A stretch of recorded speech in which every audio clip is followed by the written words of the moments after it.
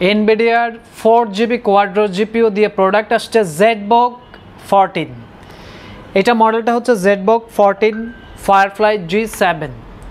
এটাতে প্রসেসর হিসেবে আসছে ইন্টেলের i7 এর 10 জেনারেশন প্রসেসর, খুব ভালো মানের প্রসেসর, কিন্তু এগুলোর ফ্রিকোয়েন্সি ম্যাক্সিমাম 4.50 পর্যন্ত যাবে।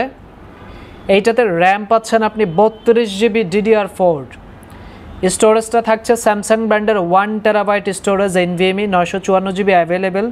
অ্যান্ড গ্রাফিক্সের ক্যাপাসিটিটা যদি দেখাই, এনভিডিয়ার কোয়াড্রো P520 4GB হাই লেভেলের গ্রাফিক্স, ভিডিও রেন্ডার হবে স্মুথ, গেমিং হবে, গ্রাফিক্সের ডিজাইনিংয়ের কাজগুলো হবে অটোক্যাড 3D ম্যাক্সের ডিজাইন হবে চমৎকার লেভেলের, Pro প্রফেশনাল লেভেলেরই processor, fingerprint, Bang & Olufsen's stereo sound system. আমরা যদি একটু ডিজাইন দেখাই, ডান পাশে Type-C Thunderbolt HDMI charging port, বাম পাশে পাচ্ছেন আপনি দুইটা USB, একটা 3.5 অডিও।